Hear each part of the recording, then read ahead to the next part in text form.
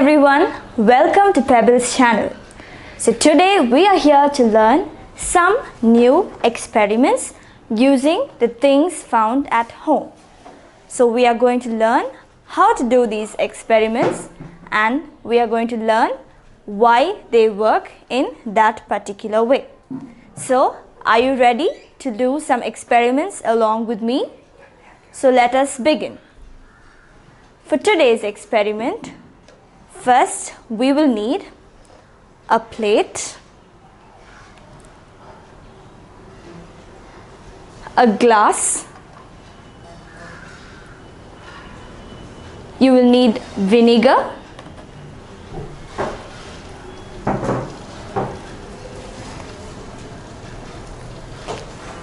some water,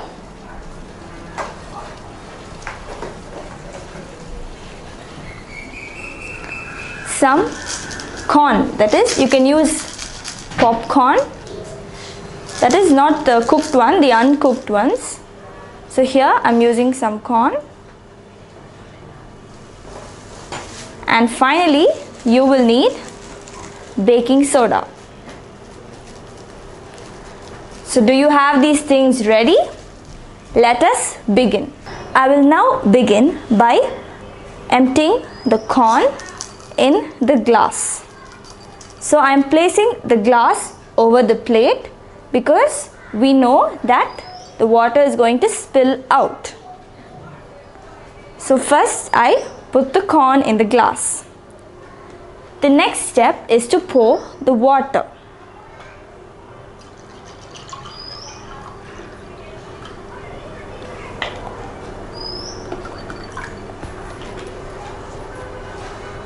There's corn and then I poured water. The third thing we are going to add is vinegar. So when adding, kindly look at the corn.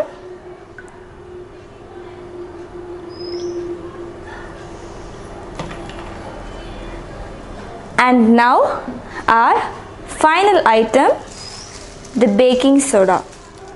So I'm adding 1 teaspoon of baking soda and let us see what happens. So you can see it bubbling out,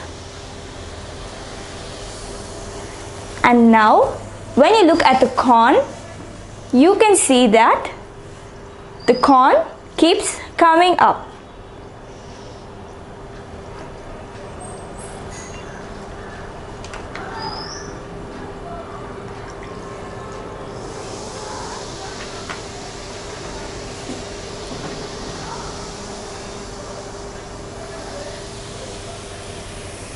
So if you look from the side of the glass, that is, once all these bubbles clear out, can you see the popcorn coming up?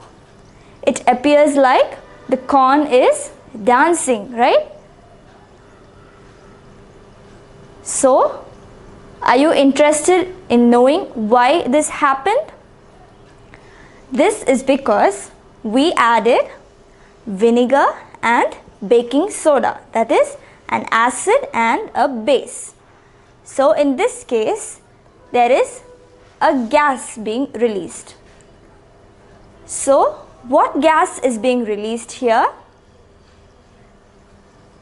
I think you all know that it is carbon dioxide. Yes, we have already done many experiments with the same principle. When we add vinegar and baking soda, carbon dioxide gas is released, and this gas is what causes the popcorn or the corn to come up.